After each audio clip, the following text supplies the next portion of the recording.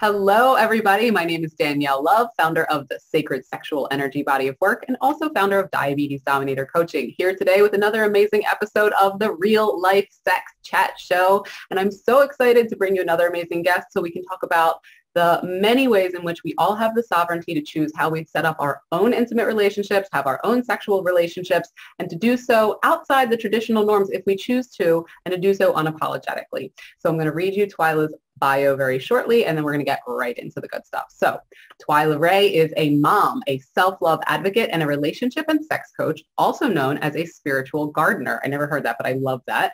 She has over a decade of experience working as a spiritual advisor, healer, and coach. She is the creator of Sex, Money, Femininity, which is a coaching program, and Peasants, Sex, and Relationships, which is a show. She wants women to understand how their bodies work, yes, and to be able to trust so deeply that they're able to give of themselves freely to embark on new sexual explorations. I'm already let's talk about it. Thank you so much for joining me today, Twyla. How are you feeling today? I am great, and I'm so excited to be here. Thank you. How are you? I'm very well, and I just want to say shout out to Famira. She has introduced me to some amazing people, so I don't know if she's watching or not, but Famira, hey, thank you for making amazing connections. So tell me about Twyla Rey and kind of how you got from where you are now, which is clearly an embodied goddess, sexual, expressive woman. Was that how you always were? Or, how did... girl, please, right? Like, I wish that I could say, yes, what you see before you is how I always was. Girl, I woke up like this. Yeah. Right? Definitely not. It's been a journey, let's say. Mm-hmm. And, it's interesting that this is kind of where I am now and like doing all this sex stuff, as people like to say. Right? All that sex stuff so judgmental. I know, right? Like, are you still doing the sex thing? Yeah, well, yes, I am, and I hope you are too. Right? I know, right? But yeah, no, I definitely did not start here. My upbringing around sex and the beginning part of my journey around sex was very shame-filled, to be honest. So it didn't really come, I would definitely say it didn't come from an empowered space. And it's interesting now looking back because there's so many ways along the journey where I'd be like, I would never end up being like the sex and relationship coach. What? But then there's also ways when I look back and I'm like, oh yeah, like I can kind of see how it turned this way, Little bits of like information of what's to come. Yes. Yeah. Exactly. And I think because of the beginning of my journey and having so much like shame around sex and shame around relationships and different things like that,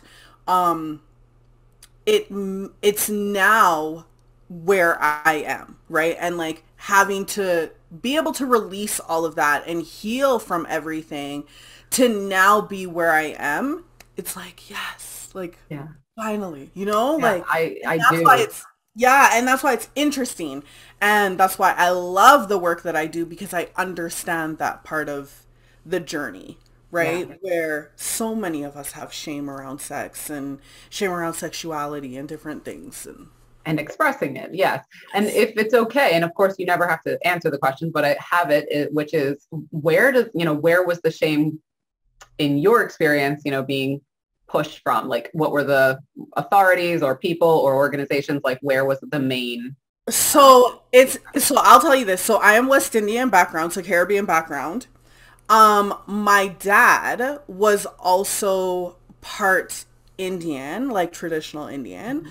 So sorry, not traditional indigenous Indian, but traditional like East Indian. Mm-hmm. So my grandmother was an East Indian lady. So there's a lot already in that context. Yeah. Where it's like it's almost like a two-sided coin, right? I always kind of look at it that way. Like when you look at our West Indian culture, a lot of people would look at the culture and say, oh yeah, women are very expressed, right? You know, especially with like carnival and different things like that. But then there's like the flip side where it's like, it's only okay in the bedroom, right? Mm-hmm. And you're not supposed to be, you know, having sex, entertaining sex, or like entertaining even the idea of it, right? Like a lady in the street. Or a lady in the street freak in the sheets type of yes, movie, right? Exactly, okay. Exactly. And it's so funny because I remember my mom actually had a shirt that said that. Okay, I like that. But then also, I also grew up in the Catholic Church. And so there was already a lot of like indoctrinated beliefs around sex and sexuality and things like that. And I remember in high school, I had a nun as a teacher, and she was my favorite teacher. And I loved her because she was the one who I could go to talk about the things, right, that I didn't agree with. I mean, I was probably giving her like stress, right? Or you might have been giving her life. I mean, because she probably wasn't having these conversations otherwise. Right? I don't agree. I don't understand. Why is it like this?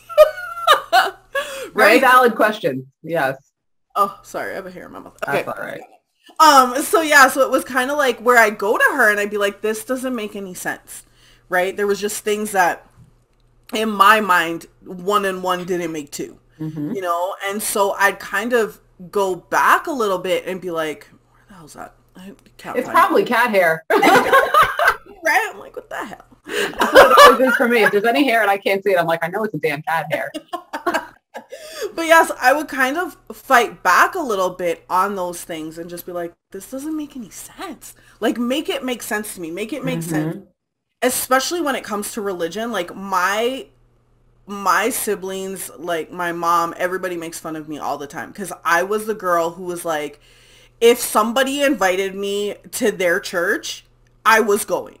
Right? Like, it didn't matter what church it was. So I've been to probably almost, I don't want to say yes, like to everyone, but to almost every doctrine. Because I was like, I wanted to know. I was like, there's a million religions. Why? Yeah. So you're like, but I love that because I'm the same way in the sense of like, I'm always looking for the common thread. Whether it's for religion or spirituality or humanity or whatever the experiences are, my brain, like I'm a Virgo sun and I'm very pattern oriented and I'm like, oh, there's all these very seemingly disparate things, but there's definitely threads that bring them all together. So it totally makes sense to me that you were using that route to gain that experiential knowledge. It makes total sense. Yeah, exactly. And I'm a Scorpio sun. So I'm like, and I'm a Scorpio moon. I need to research and know all the things. I need to investigate here. Yeah. What is really going on? Let me get down deep. Yeah. So I definitely went through that journey and that process of just trying to uncover religion and uncover like exactly what you said. What were the common threads? Why did we have so many and what were the differences in them? Yeah. And so that's kind of where that kind of sheltered upbringing kind of came up. And then of course, as I started to grow and to develop and to hit puberty and different things like that, there was a lot of shame that came with that. So for me, I remember when I got my period, I had no idea. Right? Like I didn't even, I didn't even know, right? I had no idea. Like, and you think you're dying. Like, yeah, because I kept going to the bathroom all day and I was like putting toilet paper, like this might be TMI. No, it's not. I have a whole thing about menstruation. Let's talk about it. It's for real. People need to talk about it. No, you're in the right place, girl. And so I had no idea. And so I was like rolling up toilet paper and putting it there. And then every time I went to the bathroom, the toilet paper had stuff on it. And I was like, I don't get it. Yeah. And I came home and I was in the bathroom again. And I called my sister and I was like, I think I'm going to die. Like, I think that you need I'm bleeding to death. Yeah. Yeah. And at the time it was like it didn't really look like blood. I didn't know what the hell was going on. And so I was like, I think I'm dying and I think you need to take me to the hospital. And she was like, what's going on? And I showed her and she was like, oh my gosh, she's like, you got your period. You're a woman now. And I was like, a what? Can I return this to the store? Because I did not know that that's what being a woman meant. I didn't order this, right? Return to sender. Yes. So that's kind of how that started for me. And then, of course, my sister called my mom and she was like, oh my goodness. And then she literally wrote on her calendar, Twyla's first period. And I was like, really, lady? Like, we don't need to remember this. We're going to celebrate this every year. This is not called for celebration. No. Doesn't feel like it. After that, it kind of turned and the conversation kind of turned. And it was, oh, well, now that you have your period, like now you can get pregnant. Mm-hmm. And I was like, but I'm not even doing the things to get pregnant. And then, especially like as I started, like over the first year or so, my period was so irregular. Mm-hmm. And I had no idea. Like there was times where I would get it. There was times when I wouldn't get it. And I was kind of like, I don't know what's going on. And I'd go to my mom and I'd be like, I didn't get my period. And she's like, well, are you pregnant? But meanwhile, it's actually very normal. I mean, I hate that word. It's actually one of my least favorite words in the world, which is normal, but it's like so pervasive in our society. But like for the first year, and even for some women, depending on the ways in which their body works, sporadic periods are actually normal for them. Normal. So like, yeah, so it's not like, am I pregnant every time? Like, no. I mean, especially if you're not having sex. So right. And so there was so much that was going on. And it's not until I had my daughter and she turned 12 and got her period. And I was like, so I sat her down and I had the conversation with her. But at that point in time, that's when I realized how much trauma I was still holding around it because I just didn't understand. And it was like every month that I didn't get it, it was like I was being slut shamed because it wasn't there. Wow. You know what I mean? Wow. Yeah, that's harsh. That's all right. All cats are welcome. Look, she wants to be the center of attention. Oh, cats. My cat's upstairs, though. But yeah, so every month this kind of thing was happening where it was like, I don't know if it's coming. And then it would be like, well, are you doing these things? And blah, blah, blah. And, you know, like just different conversations that was happening. And I'm like, I'm not even doing anything. Mm-hmm. You know, like I don't even know about a boy, right? Like, I'm still playing with Barbies. Okay. Yeah, I was knowing about boys when I was like 12. So, I mean, I knew about them. I mean, I knew about them, but I didn't be knowing all the things about them, right? Like, I just wasn't interested. But the conversation that was happening was as if you were already doing it. Yes, exactly. Like, you've got to be this promiscuous girl who's out here doing all of these things because that was the assumption. So immediately even having those conversations is traumatizing you even before you get into a space in your life where you are actively sexual because you're immediately programmed or conditioned to think that doing so is wrong. It's sinful. It's going to result in X, Y, and Z and all these terrible things. So yeah, that's traumatizing. And so how did you kind of work through that from then, like through your teens, like to be honest, I didn't. Okay. To be really blatantly honest, I had no idea. Plus, on top of that, I had sexual trauma that was happening, that was going on like in the background. And then, so I really didn't know. To me, sex was just bad, right? And it was icky. It was this thing that was like not good for me, essentially. So when I lost my virginity, that was to somebody who I loved and cared about and all of that. And then I found out that he was cheating on me. Funny how that's a lot of women share that same experience, unfortunately. Right? So actually, and it wasn't even a matter of him cheating on me. It was that he was in a relationship and I didn't know that he was in a relationship. Oh, okay. So you were like the side in a relationship and you didn't even know it. Was in another relationship. Yes. Okay. That's rough. Yeah. Right? And so that happened. And then, so I'm still kind of dealing with all of these feelings around, you know, this and then fast forward about, I believe it was about 3 years, is when I was raped. And so when that happened now, then my whole ideas around sex had kind of changed, because now it was whether you say no or not, it's going to be taken. And it was also, that's all that men want, Mm. right? N- uh, My value then came from, can we like say all of the things You here? can say anything you Okay. want. I was like, oh Absolutely. God. Yes, there But is yeah, no, so at that point in time, it was like my value was my pussy, yes. right? And so, and that's kind of where that kind of streamlined there. It wasn't a matter of my value being me and people finding value in me. It was now, this is where my value comes from. Yeah. And so when I was raped, I told my sister. She took me to the doctor and everything like that. Actually, she took me to the police station. Inside the police station, they had their like rape experts and whatever. So they did all of the things that they needed to do. And then I had to meet with the investigators or Mhm. the detectives. And so at that point in time, this is what has really made me become a rape advocate as well. And also to, I primarily work with women who have sexual trauma. Yes. And this is essentially what has kind of like launched that.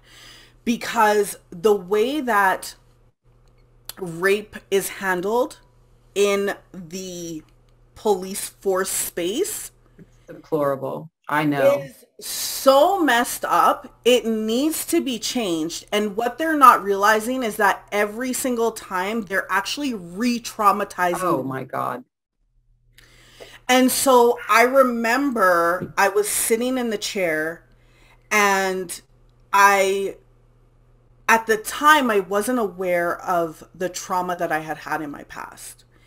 And so because of what our brains do is our brains will shut down memories, shut down things so that we essentially can cope and survive Hmm. and aren't dealing with these thoughts and whatever Yep. to help us survive, right?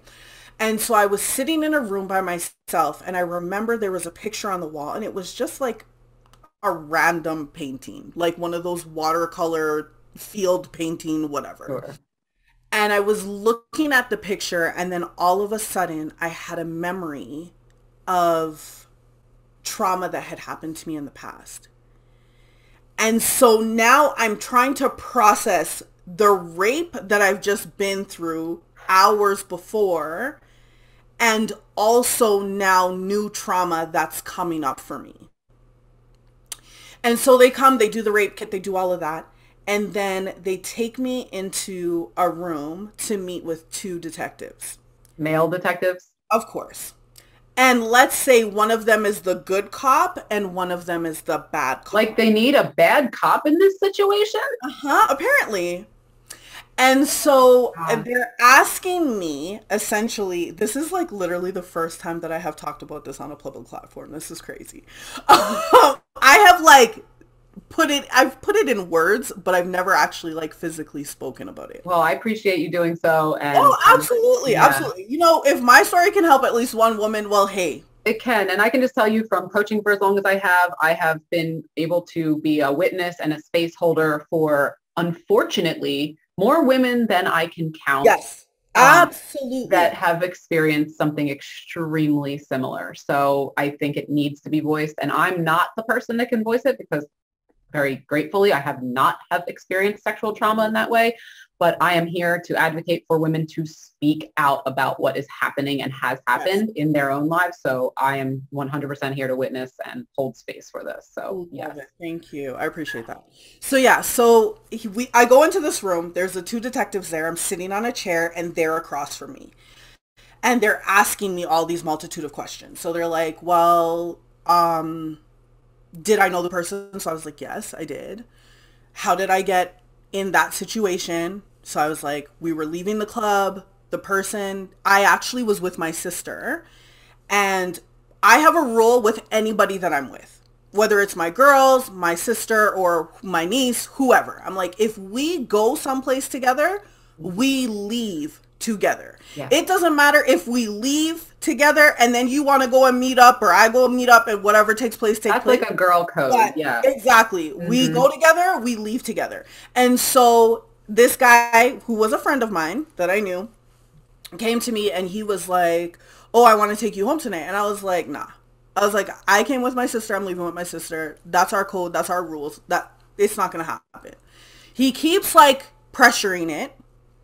And at this point in time, I wasn't as strong as like to just say no and be like, mm-hmm. no, that's it. So even though I was saying no, his pressuring led me to kind of be like, because I was like, okay, you know what? You're obviously not listening to me. And I said to him, I was like, ask my sister. Because I knew that my sister was going to be like, hell no, my sister's going home with me. You're not taking my sister home. So I was like, okay, I'm just pass the buck off to my sister so that she can save me and protect me. I mean, right? It's reasonable. I get it. Right? I told my sister, or so he went to my sister. I thought that he did. So we'll say that. So I thought that he left. My sister was out talking to somebody else. And when I came out, the three of them were standing together. And so I just assumed that the conversation had happened, which was my bad on my part. And so he was like, okay, well, I'm going to take you home now. And I was like, you asked my sister? And he was like, yeah. And I was like, and my sister said yes. And he was like, yeah. And I was like, okay. So I looked at my sister and I'm kind of like looking at her like, what the fuck? You really gonna make this man take me home? Like, what? And she's looking at me like, she doesn't know. Yeah, but I didn't know at the time. I didn't understand, right? Hindsight, I'm like, this girl was looking at me like I'm half crazy, right? And so I'm like, so I look at her and I'm like, okay, well, I guess I'm gonna go with him then. And she kind of looks at me and she's like, okay. And so I left. And then he pulls up to this school and I was like, okay, like, what are you doing? And he's like, oh, I'm just going to go pee or something like that. And I was like, okay. So he went and then he came back inside the car and then that's when it happened. And so fast forward now back to the officers once again sitting across from me and they're like, so tell me what happened. And I'm like, okay. And they're like, so I'm telling them and they're like, okay, so you know this person, like you left with this person willingly. So essentially they're just trying to blame it on you. Exactly. Damn. Exactly. So I was like, yeah. And they're like, well, then why would you leave with him? And I explained that part and I was like, I was trying not to leave, but I thought my sister was like, yeah, it's okay. It wasn't actually until afterwards that I found out that my sister was like, no, that is like, she had never said yes. And so, and then the bad cop, once again, there was a good cop and the bad cop. So the good cop was really nice to me. He was talking to me, asking me the things and whatever. I mean, once again, I am going to say this is the worst way to go about finding out a woman's story. Absolutely the worst way. And then the bad cop comes over to me now and he's like, oh, 1 second. My computer is telling me to restart. No, we're not doing that right now. Not right now. We're not doing that now. So he comes over to me and he basically, like, I'm sitting in the chair and he basically like comes over me. What? Yeah. And he's like, so if he's over you and you're in the car, he's like, where are your hands? Why you can't fight him? And then I'm like, okay. So I'm like, okay, well, one hand is here and the other hand I'm trying to use to like push him off. And then he proceeds to grab my hand and hold me. Oh my God. And so now I'm like basically reliving it again. And so he's over me and he's holding me down. He's got me pinned. And he's like, if this hand is like this and you're pinned like this and I'm holding you down, how are you not able to fight me off? And how are you not able to do this? And how are you not able to do that? And blah. And he's throwing all of these things at me. And I'm like, at the time, I didn't know about freeze, flight, you know, like, or fight, right? And I'm thinking to now in hindsight, and like since then, I've been like, we have 3 responses when we're in a dangerous situation. We either freeze, we either flight, like take off, run, or we fight. And unfortunately, especially for women who have sexual trauma in their past, they will freeze. Freezing, yeah. Right? Because it's like a numbness. Yeah. Yeah. Right? And they, even though they feel like they're fighting, even though they're saying no, sometimes they're not. Because you're fighting internally. Yeah. But you're physically not doing anything. Yeah. And so the detective then tells me, after all of this, he's like, well, I have to know exactly what happened. And I was like, okay, because now at this point I'm in tears. And he's like, he looks at me and he's like, because if this goes to court, we have to be able to fight. And I was like, okay, like that makes sense to me. And then he tells me, because what is the phrase about guilty, innocent until proven guilty. And I was like, okay. And he's like, yeah. So basically, how they're going to be viewing my rapist is that he's the innocent one, I'm the guilty one, and I need to prove to them that this actually happened and that this isn't sex gone bad because he was my friend.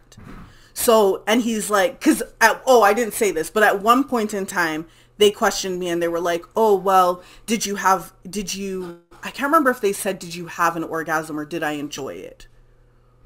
Because basically they're trying to pin the But whole... even so, and that in and of itself is so fucked up.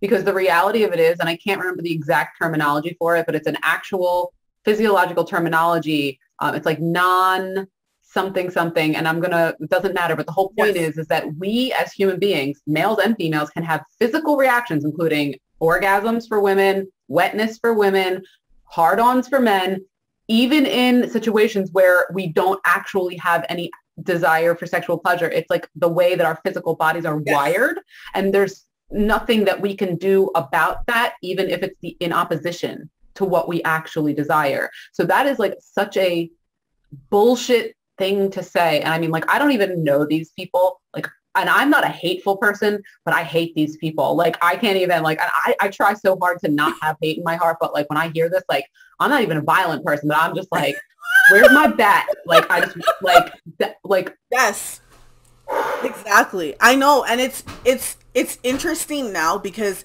like I said, now looking back, at the time, it didn't feel right. It didn't feel okay. But at the same time, I didn't understand the nuances that I now understand, especially since becoming a coach and since becoming a spiritual advisor and healer and things like that. Because at the time, I was like, this feels terrible, right? But I couldn't put into words what felt terrible about it. Right. And so, so they said to me basically that because he was my friend, they needed to prove that it wasn't that I wanted it.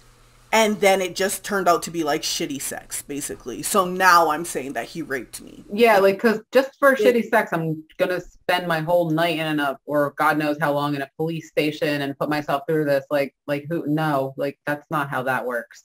Yeah. Ooh. Lord. So essentially, that's where that went. And then I did counseling. I didn't finish my counseling. And that's why I always say, like, for me to work with me, I always say counseling is a prerequisite. Because I truly do believe that counseling is important. People always think, oh, well, you're a coach, so do you believe in counseling? Yes, I'm a coach and I have a therapist. I literally meet with my own therapist. Yes. Exactly. I believe in counseling. I believe in therapy. I believe in all of those things. Even though I personally didn't finish, I truly believe in it still. Because when you've experienced that or any kind of sexual trauma, it puts you into a space where you may not necessarily know how to function. Yeah. You may not necessarily know how to go on. And then also develop other coping mechanisms that will then even further negatively affect all areas of your life. Exactly. So, yeah. Exactly. And PTSD and different things like that. Yeah. And so for me, therapy helped me learn how to put one foot in front of the other again. How to take myself from crying in the corner to being a functional human again. That being said, what I realized as I got older is that I was still holding the trauma in my body. Yes. And energetically, I was still holding that. And so that's why when I'm working with women, especially women who have sexual trauma, I don't just work in the physical. I don't just work in the mental. I work in every level. Because the thing is, a lot of women are like, oh, well, that happened a long time ago. I'm over it. I've healed from it. And I'm like, no, just sitting in your womb, sitting in your sacral chakra. Exactly. I know. I do the same work. And I agree with you 100%. And you can still see it. I'm like, dude, I wish that you could see what I could see. Yeah. Because I can see it still sitting in there. Yeah. Stagnant. Yes. Waiting, unfortunately, to manifest into some kind of something. Yep. That later on you're going to say, I wish I didn't have this. Or I don't know why I have this. Right. Yeah. Right? Mm-hmm. Yes. Absolutely. Yes. Absolutely. Wow. So thank you for sharing all of that. And I'm certain that there are women out there that will be watching this that will so deeply relate to your experience. And I don't even want to get off on the tangent of how law enforcement in general, that is just like, we don't even have enough time or bandwidth in the world to discuss the right? Yes. Anyway, but so after, your counseling and you processing your own trauma, how did, the sex, money, femininity coaching come to be? Like, how did that kind of, was that a blooming of, once you were kind of worked through the trauma and healed it and called it by its name and had all of those experiences, was that like a manifestation of that kind of clearing of your creative energy? Because I would say yes and no, because this in itself has been like this, all of this was, was actually not birthed until about last year. Oh, yeah. Welcome to the world. Thank you. So while I was doing this work, I wasn't doing it as loudly as I am now. I was doing more embodiment, more divinity work. Of course, in doing that, the relationship stuff was coming up, the sexual trauma, that was all coming up to the surface, but it wasn't as loud and in your face. And so over last year, it's actually, I met with Janelle. I had a VIP day with Janelle. Look, if you have not had a VIP day. Listen, I'm in Janelle's mastermind. So, I never had a VIP day with her, but I've been working with her for months and months and months. And I'm in it for a year. And I'm telling you, like, can't tell me nothing else. If no one has ever worked with Janelle Bloom, go and look her up right now and hire her. I don't know what she's offering right now. I don't even know if she's offering anything. Actually, yes, she is. She's offering VIP days right now. Actually, yes, she is. But actually, so by the time this comes out, though, I'm not sure if she still will be, but still go look. Still go look. Buy whatever she has, okay? So I actually had a VIP day with Janelle. And at that point in time, she was doing the Frequency Fridays. So I was in the Frequency Fridays. I actually got connected to her in the Woo Collective, which at that point in time was Shakisha and Lorene. Okay, we're just shouting everybody. Shakisha, Samira, Janelle, Right? all my deity sisters. I know, right? I love them all. So that's actually how we all connected. And then, so I connected with Janelle. I went to her Frequency Friday. I went to a couple of those. And then she offered the VIP days. And I was like, I definitely need one. Because I didn't know shit about my birth chart. Like, I was like, I don't know nothing.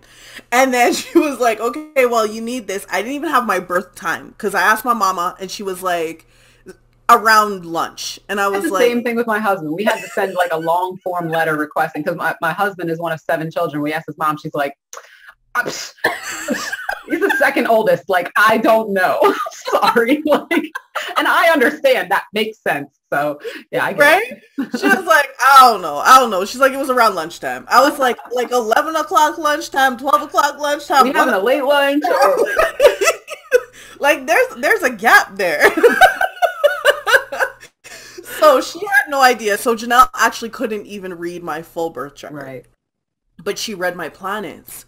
And so she did the planets. She told me where everything was. And she was like, Twyla, she's like, literally, your birth chart screams sex, money, femininity. And I was like, what the what now? And she's like, wow. She's like, everything in here. She's like, what you are doing in the world is exactly what you are meant to be doing in the world. And I was like, for real? Like, it says that in there? Like, for real? And she was like, yeah. She's like, you just need to take it and put it on like 1,000. Mm-hmm. And so I was like, oh, okay. And then she keeps, like, over the course of the call, she repeated sex, money, femininity probably about 6 times in that order. And she's like, Twyla, wait. And I was like, what's up? And she's like, the program that you're making is called Sex, Money, Femininity. She has a knack for doing stuff like that. Like, here it is, and here's what it is. Yeah. And so I was like, oh, okay. And then, so anyways, we came off the call. I sat with it. I had a lot of extreme resistance to the word femininity. Oh, the word femininity, I was like, no, that's not it. So I changed it to sex, money, divinity. Mm. And because I work with the divinity and all of that. So I was like, sex, money, divinity. And then I ended up writing the course probably an hour after I got off the phone with Janelle. Amazing. I sat at the computer. I was like, there's something that's coming through. And I sat at the computer. I opened up my Google Docs and I literally just wrote the course. And I was like, ooh, this is fire. And then I booked a photo shoot for that weekend. And I did the first. So I think that was like a Wednesday or something like that. And I had the photo shoot, I think, on either a Friday or a Saturday. Quick action. Yes. And then I put it out into the world. And it's interesting because now coming back full circle. So a year later, I relaunched it. And I relaunched it as Sex, Money, Femininity. Because I ended up working through all of the resistance to femininity. Yeah. Because what I realized is that for me, it wasn't actually the word femininity that I was resisting, but the idea of it. Yes. Yeah. Exactly. I had the same exact experience in my, I mean, not exactly, but resisting my femininity. And funny enough, it was through my birth chart, but it was before I met Janelle. I had my birth chart done a couple years prior to that, finding out my North Node is in Cancer, which is the mother, the divine mother of the whole, chart, and had been operating from my South Node, which was Capricorn, which is like boom, boom, boom. And and I think femininity and masculinity run an entire gamut. There's not just like one aspect. Yes. But for me, I associated myself very heavily with like my masculinity, my ability to get things done and just power through things and just be like, I don't have any emotions about that. Whatever. And so, but that's actually after that reading, which was a couple of years prior. And then I joined the North Node program, like maybe a couple of years later, but that opened it up for me. And then I had worked through a lot of my resistance to the femininity by the time I had gotten to the North Node program, which was actually really helpful. Yes. For me. So yeah. I completely agree with you. So I am also North Node in Cancer. Janelle would be very proud of me because I didn't have to pull my birth chart out to remember it. And so South Node once again in Capricorn, and I'm also a Capricorn rising. So I have that energy. Yes, yeah. Right? And so my masculinity, like my femininity, is also very masculine. Me too. And so there was so much resistance to this because, to be honest with you, Danielle, as a Black woman, it was looking at all of these white women with this like long flowy dress on and like just like all of the like love and light bullshit, right? And so there was so much of that going on where it was like femininity to like the hard right. Yeah. And so I was like, and I went left, like right is over here. And that's femininity too, though. All the way to the left is also femininity. It's not this or that. It's both and. Exactly. So yeah, but it's hard. I was coming from this space where it was like femininity for me is an embodiment of both the feminine energy and the masculine energy. A lot of the same, loving, nurturing, but also that burn it down and also the power through. And also, yeah, because that's also inherently feminine. It's like the same thing. Like if you see a mother like rescuing their child or something, like nobody's getting in the way of that, like strength, like that's femininity. That's feminine energy as well. Exactly. But unfortunately that side of the femininity is often left out of the equation. Right? Exactly. And demonized.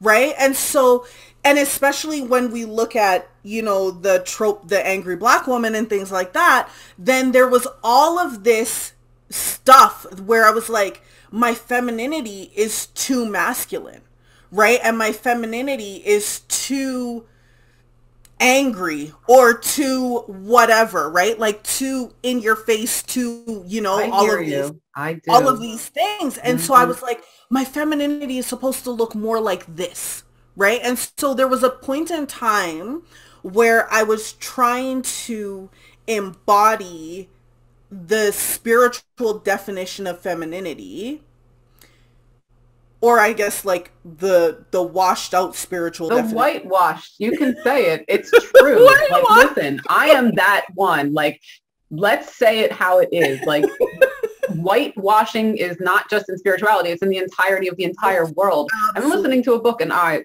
can't, of course, it's terrible, I can't remember her name, but a woman who was born in India. And I mean, she was just saying how even in India, when she was growing up, and I think she's in her 30s or 40s now, that like if an Indian person was born with like blue eyes or like lighter hair, like they were just automatically by the entire society treated 10,000 times better than anyone that wasn't. This is not just in the US, this has permeated the world. Yeah. And so trust me, it's fucked up and it needs to change. And obviously we're in a massively upheaval like process and praying and working and doing, but like, yes, it's still there and it's pervasive yes. And so for me, it was like, I was looking at these pieces of my divinity and then I was flat out rejecting them because I was like, no, like this is not feminine enough. Right. And so at that point in time, though, I didn't know I was looking at my divinity. Right. I was just thinking about like who I was, how I was, and then saying like these pieces aren't good enough. And so it ended up where I was rejecting even more pieces of myself rather than accepting and embracing and knowing that they're perfect just like they are. Exactly. Yeah. Right. So I had these pieces that I had been rejecting about myself from childhood. And then now as I'm embarking on my spiritual journey and going through that journey, then there's more pieces that I'm rejecting because now I'm looking at this whitewashed definition of femininity.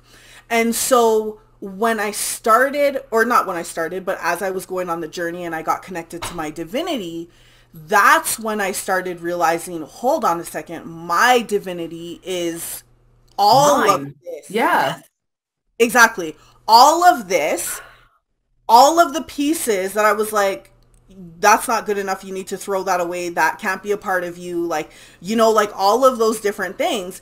And now it's like, and that's why I work with the divinity. Because when I work with women's divinity, now they're not looking at themselves through someone else's idealized vision of who they should be. Right? Now they're not looking at themselves as, or now they're not even looking at themselves through who Twyla wants them to be. Right? Because a lot of times, let's be real, we put our coaches, we put our healers, we put all these people on pedestals. Right? And so I always kind of say to my clients, I'm like, look, when I take you through this vision, even after I'll tell them, because sometimes they're so shocked by what they see, right, when it comes to their divinity. And I'm like, look, did I ever tell you, see yourself this way, see yourself this way, see yourself that way, see yourself, and imply at any given point in time? And their mouths kind of just drop open when they realize, and they're like, no, you didn't. No, you just saw your true self. You saw everything that you were guided to see, because that is who you are. Yeah. Right. And then that's kind of at that time where like the tears will flow, or like there's some kind of like emotional reaction where it's like, oh my God, like I saw myself for me, you know, and who I am. And so that is like, that in itself is like a blessing. Like for me, I'm so honored to do the work that I get to do, and to be able to see women, especially when they come into that knowing. Yeah. When you can see it on their faces, where it's just like, oh my God, wait, that was me. Yeah. You know, like that's me, you know, like.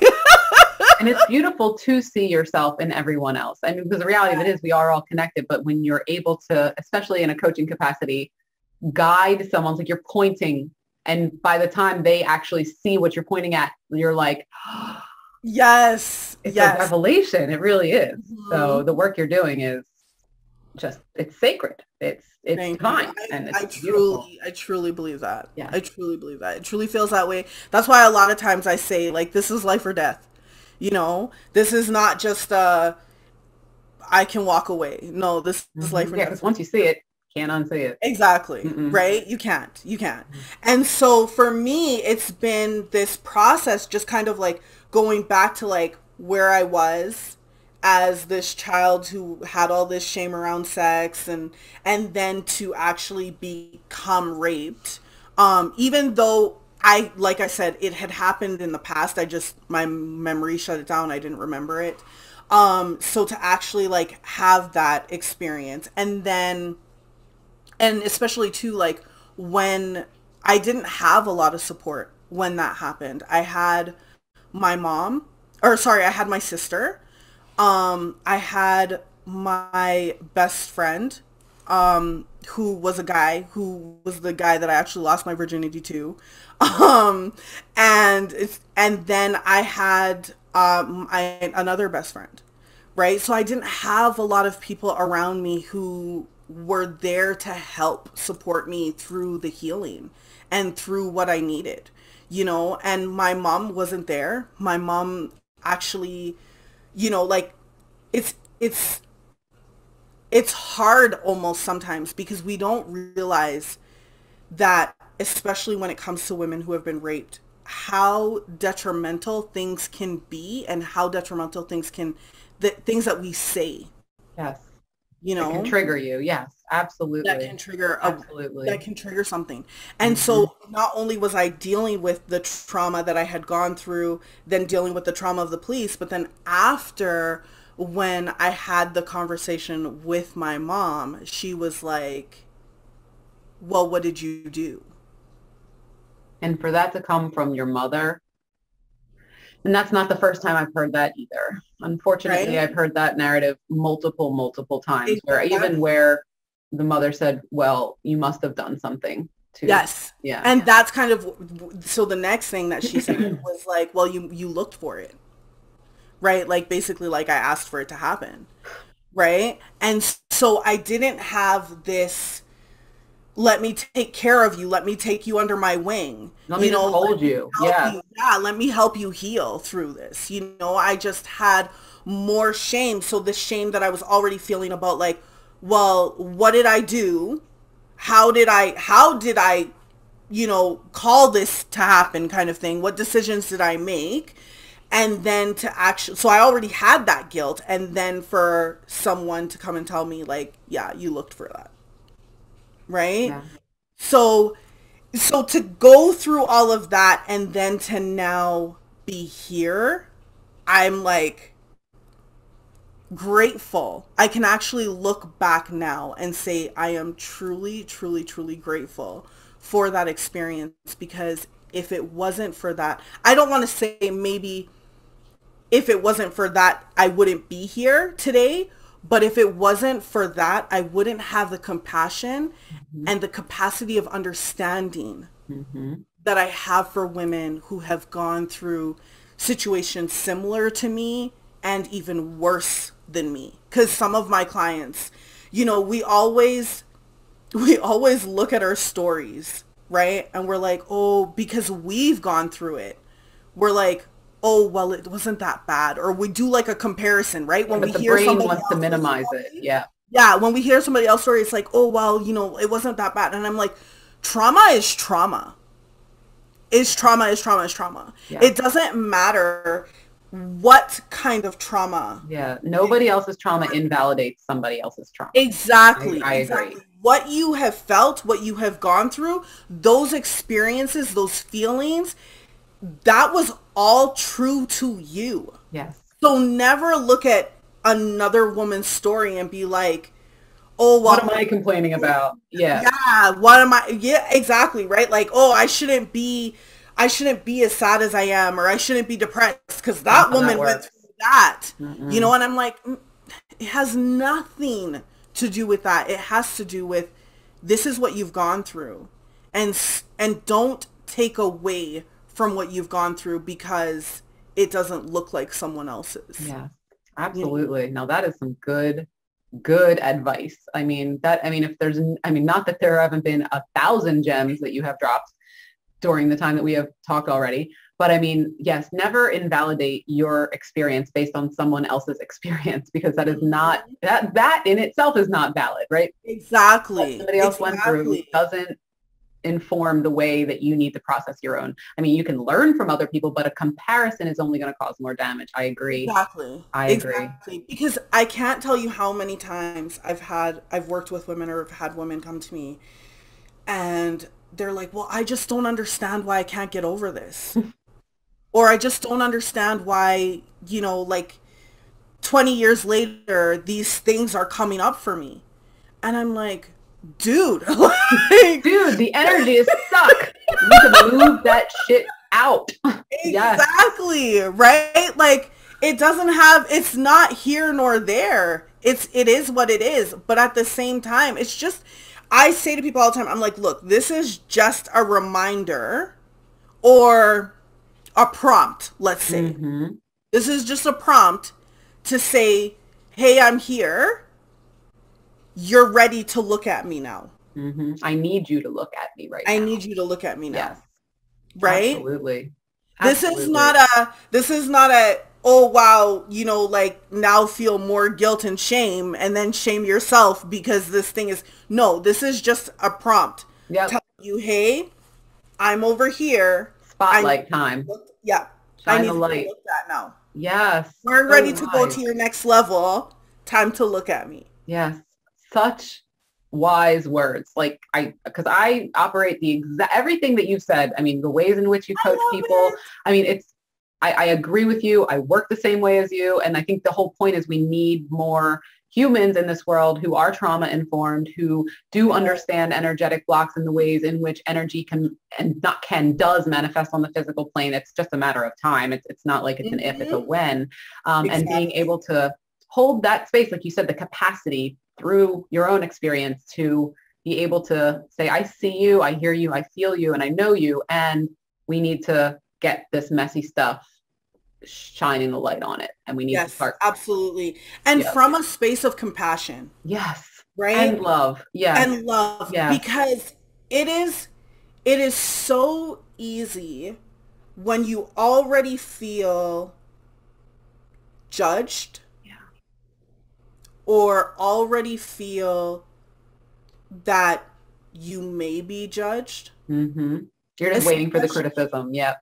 Right? Especially for women who have gone through sexual trauma. Yeah. Because how women react to sexual trauma is different for every woman. Yep. Some women lock down, shut down, and some women become hypersexualized. Yep. Right? And so I can't tell you how many times I have talked to women who feel guilty because they've become hypersexualized and then have had more experiences or other experiences from that space. Yes. And I'm like, look, you did what you could with the knowledge that you had. Mm-hmm. You cannot go to the past as the woman that you are today. No, you cannot. You can't. Nope. Because who you are today is different from the woman of the past. You can only go back to the past as the woman in the past. Mm-hmm. Right? Because then when you're going back there as the woman of the past, now you're gaining clarity and understanding for why she did the things that she did. If you go there from today, you're likely going to go back there with judgment rather than compassion. Yes. Also very important. Yep. And, right? Yep. Because I can't tell you, especially in my own life, right? I can't tell you how many times I look back and I'm like, fuck, I shouldn't have done that. Right? But that's because I'm going back there now. Yeah. Right? From this woman who has the experience, from this woman who has the knowledge, from this woman who has the maturity and the strength and the boundaries that I have now. Yes. Right? Those things didn't exist back then. Yeah. Right? Now, today, when I say no, no is a complete sentence. Yep. I don't know. Full stop. Yep. Or a justification of anything. Nope. Before, if I said no, one, it was likely wishy-washy. Right? Or you were going to give it a whole explanation as to why. Or I'm going to give it a whole explanation as to why. Right? Like, oh no, I'm sorry, like I can't. And that's the thing, when I say wishy-washy, I don't mean wishy-washy as in my no didn't mean no. I mean wishy-washy in the sense of when you don't give them a firm no, when you don't say no, like period, point blank, people will keep pushing against that. And that's also like a very deeply ingrained like sales tactic that I loathe. Like I've learned so much from being in the coaching industry for the last 11 years. And I can tell you that 99% of what I was ever taught about sales, I threw out the damn window. I was like, that's disgusting. Yes. I will never I will never carry myself in those ways. I will never treat people like that, which is the ways that people are teaching people to treat people. Yes. Like as if no is not an answer. And like, unless they, block you or ban you, just keep trying. It's like, what? Like, no, and if you're out there doing that, don't do that. Like, don't do that. Please don't do that. Whew, Lord. Oh my goodness. Yeah, so that's what I mean is like that push, right? Where it's like, wait a second, you said no, but man, I know, girl. Like it's funny. I had one client at one point in time and her girls used to call her to go for wine nights. And she was like, "Well, I really don't want to go." And I'm like, "So say no." And then, so as we started going through boundaries and exercising these boundaries, she was like, they just don't take no for an answer. She was like, they literally will continue pressing. Oh, you want to. You want to come. You want. And I'm like, and then that's when she started to realize. And I was like, because you've taught them that your no doesn't really mean no. And that you'll flip your no. You'll flip your no to a yes if they just press hard enough. Right? Yeah. So it's like a reteaching. You have to, and in your relationships, even ones that aren't necessarily toxic, but it's a behavior that you have exhibited time and time again. You have to be very firm with the people. You say, I love you. I want to be with you. I want to hang out with you. And But today, when not I today. say no from here on out, I know what it might have been in the past, but when I say no from here on out, it's no. And I genuinely appreciate you if you would just honor that. And I know that that sounds like such an easy thing to say because I work with people in setting these boundaries too, but you won't believe, I mean, you know, you would believe, but some people won't believe how hard that is for women to say, even to friends that they know they love and that love them. Right? Like it still feels. Especially because so many women, especially, I'm sure that you found this too, is that they are afraid or will avoid conflict or confrontation at any cost. And so a lot of times when you're telling these women and you're like, no, you need to say no, you need to have this conversation. And well, I never say need, but you know what I mean. Healthy for you, yeah. Right? And but when you're saying these things, they're like, oh my gosh, like immediately it's like, oh my gosh, like this is going to be confrontation. Like, this is going to be the conflict of a lifetime, right? Like, yeah, the brain wants to make it, and that's for me. And I don't know if it's Scorpio moon and Scorpio rising, but not that I seek out confrontation. In fact, I'm fairly a pacifist. I don't have any desire, but if there needs to be something said, everyone knows I'm going to be the one that's going to say it. And I'm not going to have any problem saying it. And I will say it from a place of love and compassion. But what I said is what I said. Exactly. Exactly. End of story. Yep. I'm the one. Absolutely. I tell them all the time, I'm like, look, give them my number. Let me be the one. Like I will make them a video and you can send it. Right? Exactly. Really? I mean, I haven't said that, but I'm gonna steal that. Yeah, like just do a little quick video, send it to them on Dropbox. Like, click this link. It's a special video for you, just for you. Like, oh, what's this? Oh, damn, she just told me. Yep. So yes, I agree. Oh my gosh, I love that idea. But yeah, I tell them all the time. I'm like, send them to me. I will absolutely have this conversation. Because you know you could make that video in 60 seconds. Like, that's all it would take. It don't take that long to say what needs to be said. Like, here's what it is. And this is what it is. And said, like, that's it. Because sometimes that's how you have to communicate. So, yes, well, absolutely. We have been talking for a while, and I want to keep. I just realized that too. I know, and it's for me. This has been nothing but giving me life the entire time. But I want people to watch this and have time to still, go about their day, or you can come back and watch it in 2 parts. But before we kind of bring things to a close, I just always want to give a chance to, like, is there anything that you definitely wanted to, some sort of wisdom you wanted to share, or something else that you kind of wanted to make sure that you said while we were here? Let me think. If I had something that I wanted to say, I feel like I've said so much. You have. And so if you've got nothing else for me right now, trust me when I say you've given more than. Yes. Actually, you know what? There is something that I want to say, because I feel like women in this space, women who have gone through these things, often feel like, especially if they're having the trigger or the prompt come up again, they feel like, they've done something wrong, or they're doing something wrong. They need to be fixed. They feel broken. Or especially if there's an experience or something that they've gone through that then, kind of is another layer piled on to what's already going on. If I could say anything to these ladies, I would say you don't need to fix anything. You are not broken. You don't need to change to be more loved and accepted. What you need to do is actually to embrace who you are. Love yourself. Love yourself, like really, really love yourself. The good, the bad, the ugly, the uglier. All of it. All of it. And know that the only thing that you need to actually do is to heal. Mm-hmm. And I always say, use me as your example, that healing is 100% possible. Yeah. I love that. It's a beautiful statement. And I agree with you wholeheartedly. There's not been one thing that you've said this entire time where I'm not just sitting here like, preach. Yep.